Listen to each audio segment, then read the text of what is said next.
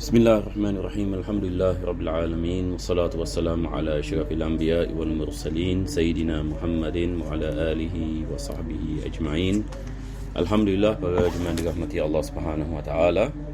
Pertama dan utama sekali kita memanjatkan kesyukuran kita kepada Allah dapat kita menyambung pengajian di dalam kitab Fathul Qarib, yang mana kita masih berada di dalam fasal ataupun bab dalam kitab ini Al-Jinayat, dan kita hari ini insya-Allah akan sampai kepada akhir ini tentang ini jinayat. Yang akhir sekali kita sedang membicarakan ini tentang hukum orang yang meninggalkan salat. Jadi insya-Allah kita kembali kepada daripada mana kita berhenti pada kali yang lepas. Kita 2 minggu ini tidak ada kelas sebab saya pun ini kurang sihat baru-baru ini. Jadi insya-Allah ini saya sedang ini membicarakan ini tentang hukum orang yang meninggalkan solat. Jadi mungkin saya baca daripada awal bab sebab bab ini pun tak begitu besar. Jadi saya rasa tidak ada masalah, mudah ini difahami. Penulis ini mengatakan watarikus salatil ma'hudati as-sadiqati bi ihdal khamsi ala darbaini. Jadi pertama sekali beliau mengatakan tarikus salah ini di sini, yang salat yang dimaksudkan di sini adalah salat yang wajib. Bukan ini salat yang sunat. Jadi dia adalah salat ini yang yang wajib, iaitu salat ini 5 waktu. Jadi beliau mengatakan orang yang meninggalkan salat ni ada 2 jenis. Yang pertama beliau mengatakan ahaduhuma ayatrukaha wa huwa mukallafun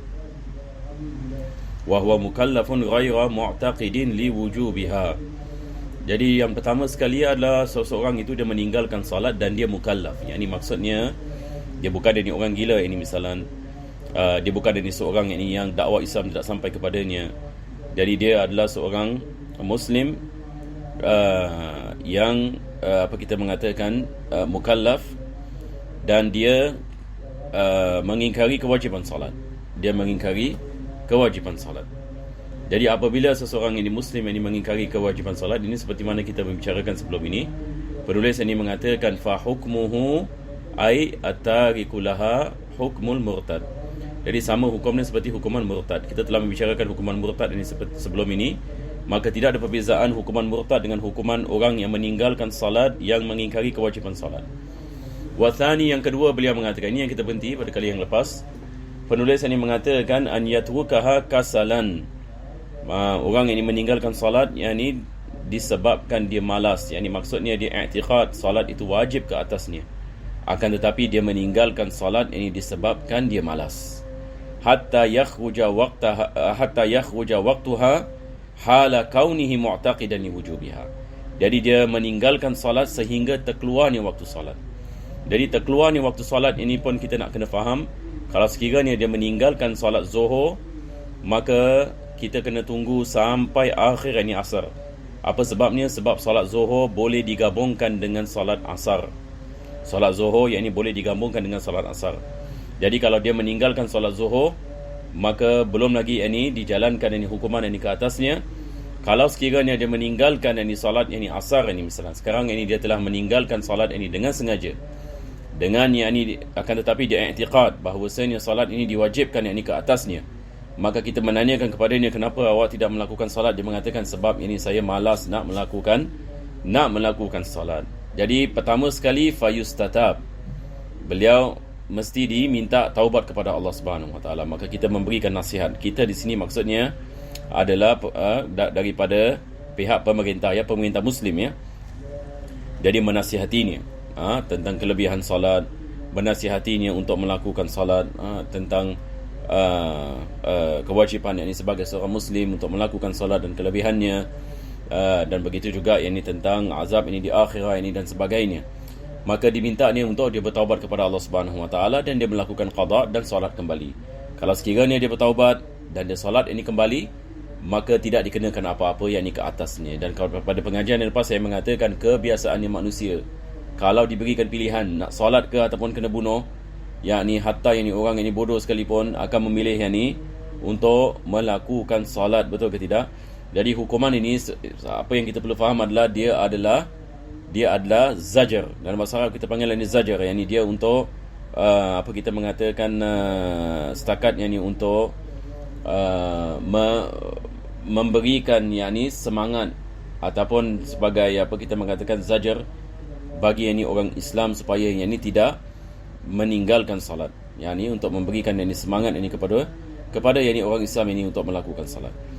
Jadi kalau dia bertaubat dan dia kembali yakni kepada salat, maka ditinggalkan, yakni tidak dikenakan apa-apa yakni ke atasnya. Tetapi masalahnya kalau sekiranya dia tidak mau taubat, kalau dia tidak mau taubat, maka diberikan nasihat pun dia tidak mahu, dan dia mengatakan ini saya lebih pilih ini kepada maut. Ini jarang-jarang ini berlaku. Ini kita mengatakan hampir yakni mustahil ini kita mengatakan satu orang ini boleh pilih maut, ini dia sanggup ini mati daripada yang ini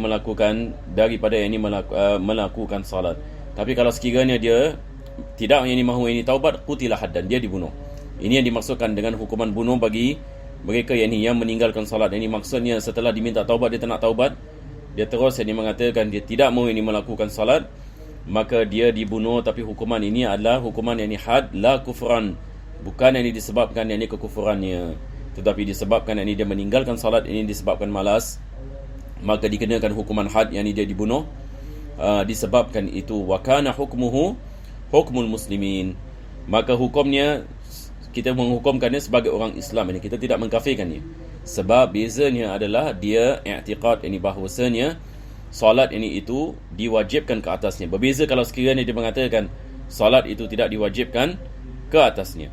Jadi hukumnya sama seperti orang Islam ini yang meninggal dunia, dia ditanam ini di dalam perkuburan ini orang Islam ini yang penulis mengatakan fi dafni fi maqabirihim wala yutmasu qabruhu, dan dihormati yakni kuburnya. Walahu hukmul muslimin aidan fil ghusli, dalam segi memandikannya wajib ini dia dimandikan dan dikafankan, wa takfin wa salat alaih, dan juga yakni wajib kita melakukan salat ini ke atas. Ini semua ini hukumnya fardu kifayah, seperti mana kita mengatakan ini bagi yakni orang Islam. Jadi ini adalah wallahu a'lam, penulis mengatakan ini adalah akhir Kitabul Jinayat. Jadi kita telah habis ini bab Al-Jinayat. Sebab ini yang seterusnya kita akan masuk yakni kepada apa yang penulis ini mengatakan Kitabu Ahkamil Jihad. Kitabu Ahkamil Jihad. Ini adalah kitab yang menerangkan hukum ahkam yang bersangkut paut dengan jihad. Jadi insya-Allah kita masih ada masa lagi. Mungkin hari ini saya hanya melakukan ini pendahuluan bagi bab ini berkenaan ini dengan perkataan ini jihad ini. Yang dimaksudkan jihad ini di sini adalah jihad al-qitali, al-qital, iaitu peperangan yang fi sabilillah, di jalan Allah Subhanahu wa taala untuk menegakkan kalimah Allah Subhanahu wa taala. Maka perkataan jihad ini dia daripada perkataan mujahadah. Jadi dia asal yang daripada perkataan ini rubai, fa'ala, jahada yujahidu mujahadatan wa jihadan. Jadi jahada asal ini perkataan jahada. Ini kita kalau ada fi'il ini fa'ala, yakni maksudnya ada dua pihak. Jadi perkataan yakni jahada yakni memerangi yakni sesuatu. Memerangi sesuatu. Maka perkataan yakni jihad asal perkataan juhud, jim ha dal, yakni maksudnya meletakkan yakni usaha. Meletakkan yakni usaha yakni untuk mendatangkan yakni sesuatu natijah. Jadi perkataan yakni jahada, kita ada ayat ini dalam Al-Quran ini Allah Subhanahu taala mengatakan walladzina jahadu fina. Walladzina jahadu, barang siapa yakni yang bermujahadah di jalan kami, yakni meletakkan yakni usaha dan memerangi yakni hawa nafsunya dan berkorbankan hartanya dan dirinya di jalan ini Allah Subhanahu wa taala untuk membaiki ini dirinya, lanahdiyannahum subulana, maka kami akan memberikan hidayah ini pada jalan-jalan kami. Jadi asal ini perkataan ini jahada adalah yakni kita mengatakan dia juga dia membawa yakni makna meletakkan usaha, dia juga ini membawa makna di sini qatala, iaitu memerangi yakni musuh. Jadi ada yakni musuh yang yakni sedang ini memerangi yakni orang Islam, maka orang Islam ini melakukan jihad. Jadi ini adalah asal ini dalam segi bahasa. Dan kita ada hadis dari Nabi SAW berkenaan dengan jihad ini fi sabilillah, yang mana setelah ini peperangan Badar, Nabi SAW ini mengatakan raja'na minal jihadil asrar ila jihadil akbar. Yani setelah peperangan Badar, Nabi mengatakan kami telah kembali daripada jihad ini yang kecil kepada jihad ini yang besar. Maka sahabat ini menanyakan kepada Nabi SAW, yani apa itu ini jihad yang besar ini ya Rasulullah? Maka Nabi mengatakan jihadun nafs, iaitu melawan yani hawa nafsu dalam mentaati kepada perintah ini Allah Subhanahu wa taala. Itu dikirakan ini sebagai jihadul akbar, manakala ini melawan ini musuh dikirakan dalam Islam ini sebagai jihad al-asghar. Dan asal ini perkataan, asal hukum ini bagi jihad ini, kita lihat ini di zaman ini di Makkah tidak ada jihad. Jihad ini maksud memerangi yakni kaum yang musyrikin. Ayat ini yang diturunkan berkenaan dengan kewajipan yakni jihad diturunkan yakni di Madinah. Maka di Makkah umat Islam ini tidak diperintahkan ini untuk berjihad, dan di Makkah umat Islam ini ditindas. Tetapi apabila Nabi SAW ini hijrah yakni ke Madinah, maka Allah Subhanahu wa taala menurunkan ayat ini seperti kutiba alaikumul qital wa huwa kurhun lakum. Yani diwajibkan yani ke atas kamu yani untuk kamu berperang, dan ia adalah perkara yang kamu tidak menyukainya. Dan Allah Subhanahu wa taala yani lebih mengetahui yani apa yang baik ini bagi kamu. Jadi apabila yani ayat yang jihad ini diturunkan ini di Madinah, maka ayat-ayat ini mewajibkan ini umat Islam mempertahankan ini Madinah daripada kaum musyrikin. Maka kita lihat dalam peperangan ini Badar, apabila kaum musyrikin datang ini untuk memerangi ini umat Islam, maka Nabi SAW memerintahkan ini para sahabatnya ini untuk mempertahankan agama, mempertahankan bumi ini Islam. Maka berlaku ini peperangan Badar. Begitu juga apabila berlaku peperangan Uhud, kaum musyrikin ini datang ini untuk memerangi ini orang Islam, maka Allah Subhanahu wa taala mewajibkan ini jihad. Jadi jihad ini adalah untuk melawan yakni musuh, untuk menegakkan kalimah Allah Subhanahu wa taala, untuk mempertahankan agama, untuk mempertahankan masyarakat ini muslim, yakni untuk mempertahankan yakni negeri yakni Islam. Maka kalau kita menanyakan misalnya yakni kenapa jihad tidak diwajibkan ini di Makkah, sedangkan yakni umat Islam ini di Makkah ditindas, tetapi Allah tidak mewajibkan jihad ini di Makkah, jawapannya adalah di Makkah yakni umat Islam tinggal yakni di bawah negara yakni yang bukan Islam. Maka umat Islam ini merupakan umat manusia-manusia yakni yang minoriti, tinggal yakni di negeri yang bukan Islam. Maka jihad yakni tidak diwajibkan yakni ke atas mereka. Akan tetapi apabila Nabi SAW mengasaskan daulat ini Islam di Madinah, maka sekarang ini sudah menjadi kewajipan bagi pemerintahan ini Islam untuk mempertahankan negeri mereka, untuk mempertahankan rakyat mereka. Jadi kita lihat ini konsep jihad ini dalam Islam banyak kesamaan yang ini dengan konsep apa yang kita ada hari ini dalam negeri-negeri yang sekular. Kita lihat ini negeri-negeri yang ini sekular, mereka ada tentera mereka masing-masing. Kalau kita menanyakan kepada mereka kenapa kamu mesti ada tentera, maka mereka akan mengatakan ini adalah ini adalah untuk preparation, ini sebagai satu persiapan kalau sekiranya musuh datang untuk menjajah kami, ataupun musuh datang ini untuk memerangi kami, maka kami sudah bersedia untuk mempertahankan ini negara kami. Maka kita lihat tiap-tiap negeri ada askar, tiap-tiap negeri yang ini ada tenteranya, dan ia adalah disebabkan yakni untuk menjaga yakni negeri tersebut yakni daripada dijajah, daripada diperangi, daripada ini dibunuh, daripada ini dibom dan sebagainya. Jadi ini adalah konsep yang banyak kesamaan dalam konsep Islam. Begitu juga Islam ini mewajibkan yakni umat Islam untuk mempertahankan negara Islam, untuk mempertahankan ini umat Islam, untuk mempertahankan agama Islam, supaya tidak dijajah, supaya tidak dibunuh, supaya tidak diperangi. Dan musuh kalau lihat yakni satu negeri misalnya yakni ada senjata dan ada tentera dan sebagainya, mereka akan takut yakni untuk melakukan apa-apa kepada negeri tersebut. Maka ini menjadi yakni sebab ini keamanan dan sebab tidak berlakunya peperangan. Itu sebab ini dalam Islam kita ada hukum yakni jihad, kita ada hukum yakni berkenaan yakni dengan kewajipan yakni jihad apabila berlaku yakni peperangan, apabila yakni musuh yakni masuk yakni ke tanah air.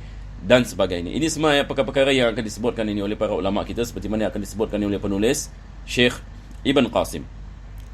Jadi kita lihat ni dalam Al-Quran, Allah mengatakan waqatilul musyrikina kaffatan kama yuqatilunakum kaffa. Yani perangilah ini kaum musyrikin apabila mereka memerangi kamu. Perangilah mereka apabila mereka memerangi kamu. Yani maksudnya apabila yani musuh yang datang untuk memerangi ini umat Islam, sekarang ini menjadi kewajipan bagi umat Islam ini untuk mempertahankan ini dirinya daripada musuh yang mendatang. Dan ini juga berdasarkan sebuah Nabi SAW ini bersabda dalam hadis yang masyhur, umirtu an uqatilan nas. Umirtu an uqatilan nas. Nabi mengatakan aku diperintahkan ini untuk memerangi. Aku diperintahkan untuk memerangi yakni musuh. Memerangi yakni musuh. Apa maksudnya? Yakni apabila yakni musuh ini datang untuk memerangi umat Islam, aku diperintahkan oleh Allah Subhanahu Wa Taala untuk mempertahankan dan memerangi mereka. Jadi hadis Nabi SAW seperti mana Al-Imam Nawawi menukilkan hadis ini dalam Arba'in, dalam kitabnya Arba'in, perlu yang ini difahami yang ini dengan betul. Kita ada perbezaan yang ini perkataan qatala dengan qatala. Qatala maksudnya bunuh, qatala yang ini maksudnya memerangi. Jadi bila kita memerangi, fa'ala yang ini mesti ada orang yang memerangi kita. Jadi apabila orang memerangi kita, maka kita wajib yang ini mempertahankan diri kita. Ini yang dimaksudkan dengan jihad dan mujahadah dan qital dan muqatalah. Jadi dia adalah fi'il yang menunjukkan ada yakni perkongsian ini di dalam yakni perbuatan. Jadi kita lihat ayat-ayat ini perang dalam Al-Quran menggunakan perkataan qatalah dan qital.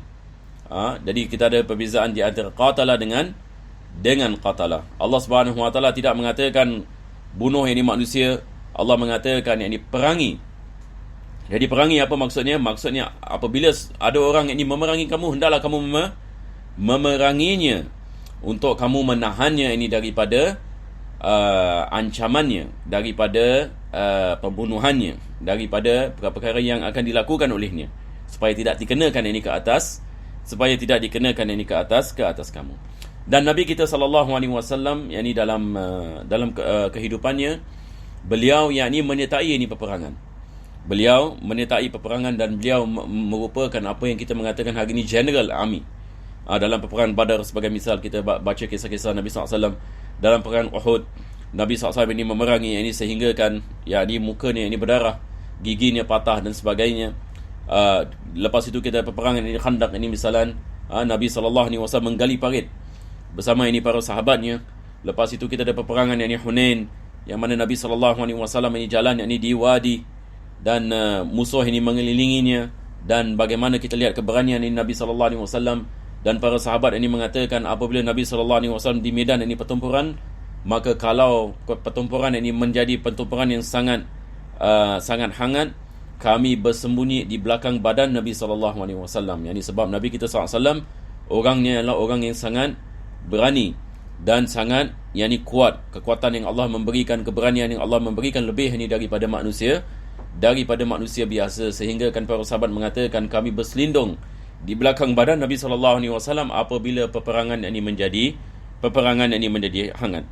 Dan peperangan yang disertai Nabi SAW dalam bahasa Arab kita panggil Ghazwa. Jadi kita ada 27 yakni Ghazwa, 27 peperangan yang Nabi SAW ini menyertai di dalamnya. Manakala peperangan yang Nabi SAW tidak menyertai di dalamnya, namanya Sariyah dan Jama' al-Saraya. Dan ini kita ada 47 yakni peperangan yang Nabi SAW memerintahkan sahabatnya untuk memerangi, akan tetapi dia tidak menyertai. Jadi ini adalah dalam yakni sejarah, dan Nabi kita SAW tidak diriwayatkan beliau pernah ini membunuh seseorang, melainkan ada satu orang saja, seperti mana Syekh Bajuri mengatakan dalam Hasyiah Fathul Qarib, yang orang yang dibunuh oleh Nabi SAW adalah Ubay bin Khalaf. Ini Ubay bin Khalaf ini adalah musuh yang benci kepada Nabi, benci kepada umat Islam di Makkah, dan dia dibunuh oleh Nabi SAW dengan sedikit apa kita mengatakan pedang terkena sedikit kepada tengkuknya, menyebabkan kematiannya. Sehingga kan sahabatnya ini ketawa apabila lihat kecederaan yang mereka mengatakan ini sedikit saja ya Ubay. Tapi Ubay ini mengatakan walaupun ini sedikit, akan tetapi aku rasa yang ini aku tidak akan lama hidup, yakni sebab ini adalah daripada pukulan yakni Muhammad sallallahu alaihi wasallam, dan selepas itu yakni dia meninggal dunia. Maka selain daripada itu tidak diriwayatkan yakni berlaku yakni pembunuhan daripada Nabi sallallahu alaihi wasallam. Jadi insya-Allah pada pengajian kita yang akan datang, insya-Allah kita akan baca yakni yang seterusnya tentang yakni hukum yakni jihad yang di dalam Islam dalam mazhab al-Imam Syafi'i. Kita tangguh ini kepada pengajian yang akan datang. Alhamdulillahirabbil alamin. Allahumma salli wa sallim ala sayyidina Muhammad wa ala ali sayyidina Muhammad. Rabbana atina fid dunya hasanah wa fil akhirati hasanah wa qina adzabannar. Sallallahu ala sayyidina Muhammadin wa ala alihi wa sahbihi wa sallam. Walhamdulillahirabbil alamin.